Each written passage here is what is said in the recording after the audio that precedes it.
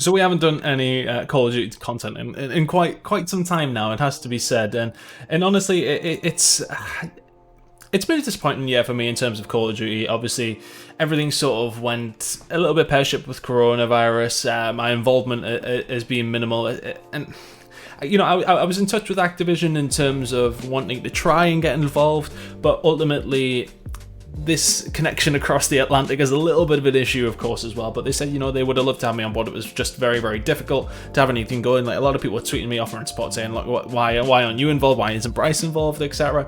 And ultimately, it's just because of connection, how far away we are. It's difficult to do these things online with the system that they did use, and that's the reason they gave to me. I have been in contact with them, as said, and hopefully things will change next year. But of course, it is just down to coronavirus. I don't think it's my standing as a caster as to why we are there. So we'll address that, and I'll address the Spitfire issues as well, because I know a lot of people have sort of asked, "Oh, when is Spitfire coming back?" There was people who were didn't want to be involved because of what happened with Bryce. I mean, look, obviously the fallout on Twitter was negative. I'm not going to delve into that too much, but because of that, people haven't wanted to come on.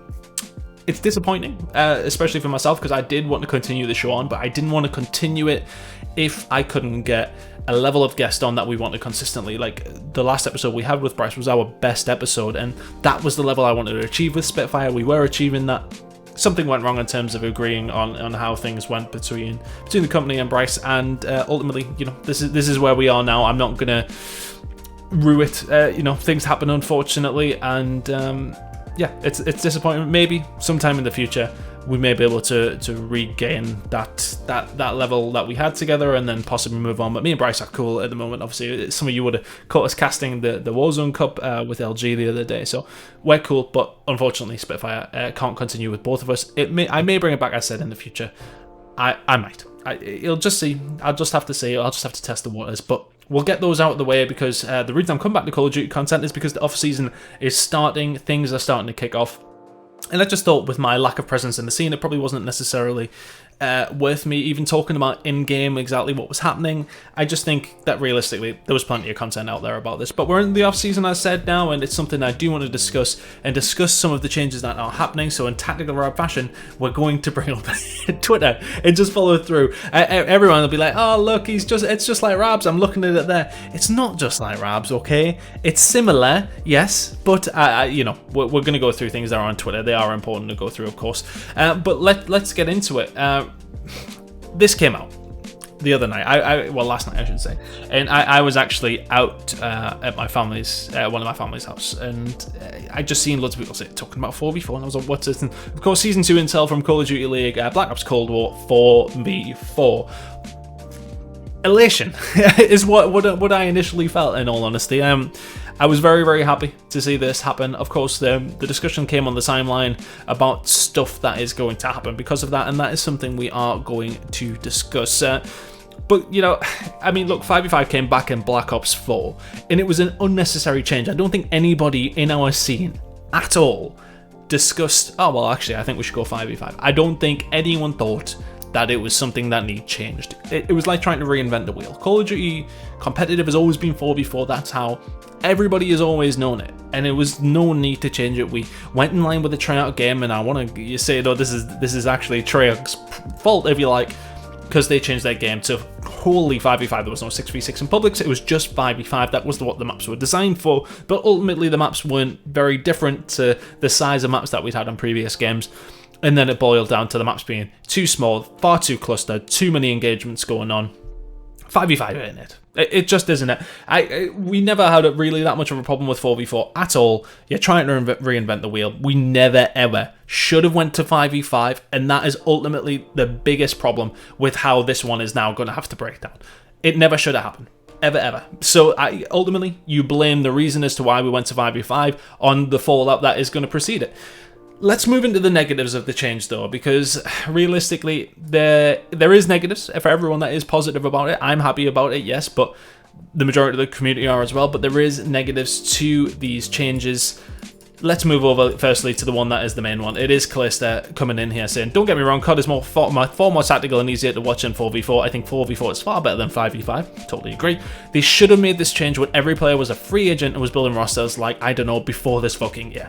Why make teams build like this just to revert totally agree. I totally agree. If you're going to make this change, it should have been in the franchise, yeah. Hindsight is a wonderful thing, of course, though. Maybe they decided throughout this game that, okay, that this is the straw that brought the camel's back. Modern Warfare hasn't been that well received. Maybe a change like this is going to make things a lot easier. But then let's delve into something that Calista said then again. Then again, this looks and smells like a cost-cutting measure for orgs to be able to maintain their investment during COVID.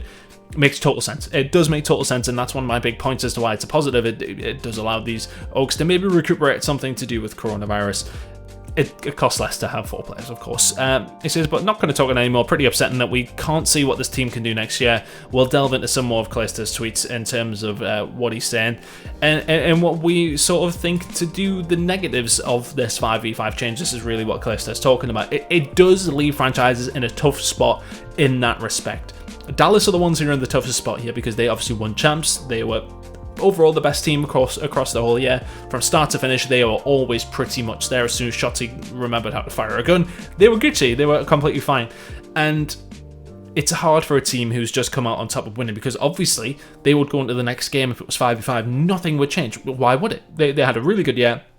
However, now Hastro and the team are in a really, really difficult spot, and somebody's going to be dropped who doesn't deserve it. That's ultimately one of the reasons it's bad, but some other teams, it sort of gives them an excuse to get rid of maybe some potential dead weight.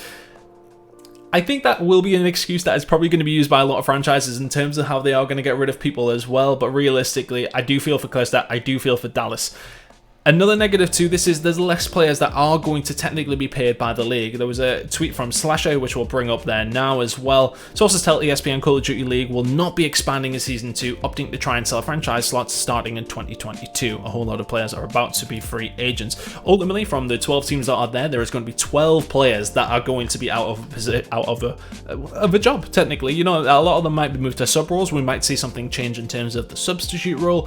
I mean, look, you can have as many as you want, I suppose. We'll look at Toronto Ultra, but realistically, a lot of these players are well paid and they will be moved on. You would imagine their contracts are going to be moved on completely. But as I said, I think, you know, this is going to help teams in terms of their overall wage budget, but there is going to be less people employed overall because of the expansion not happening, and I think this is ultimately due to coronavirus as well. I think we would have seen an expansion. I knew that was something that was talked about necessarily last year of happening. It was always sort of the case of that there probably was going to be extended pending how it went. Obviously, coronavirus has thrown a spanner in the works in that respect, and that means that they can't overextend this league because, I mean, in this climate, we're already seeing so many things be pushed down. Who's really got like a spare 25 million? Again, if that isn't even the price anymore, it could be less, could be more, I'm not 100% sure, but either way, it doesn't make sense in the current global climate to allow more teams to come in. It's just not going to be that possible, I think. So ultimately, the players are going to suffer in that respect. Let's go to the positives, though. I mean, and we'll go back to something Calista said. 4v4 is far better than 5v5, and that's the main reason I'm totally positive on it in terms of game specific. It'll be how hectic has the past 2 years been to watch. I feel like whenever you're watching Hardpoint, specifically more on Black Ops 4 than this game, although initially I thought this game was going to be a lot slower, very, very fast as well, very, very cracked out kind of gameplay. It's going to be a lot less hectic. The more engagements on the map, the worse for me. I think, yes, okay, kills are great, but there's so many happening at so many times that it's hard for the observers to keep up with a lot of it, although shout out to the observer team this year, they've been fantastic. A little blip at the beginning when, you know, again, we tried to reinvent the wheel with that one, but realistically, we've stepped into the right direction that Paradox has taken us in. 100% agree with how things have been observed. They've done just a fantastic job with everything that they've been thrown, but less engagements is better. So each engagement then becomes much more important. And for me, ultimately, the best reason, it's so much easier to watch. You don't have to worry about this extra guy. You're now thinking about the 4 players. It just takes away 20% of these engagements that are being going on. And then, okay, we don't have to worry about all these different kills and all these different players on the map. It makes it a lot more simple. And I know that the CDL, the CWL, when it was the CWL, were worried about Hardpoint because of how many engagements there were, how many crazy gunfights there was consistently. It was just headbutting. That doesn't become as much of an issue now that there is only 4 players on the map. That slows the game down and makes it more tactical. That is the main reason that it's a good thing. Let's run through some of the other good reasons though. As I said, coronavirus has just hit.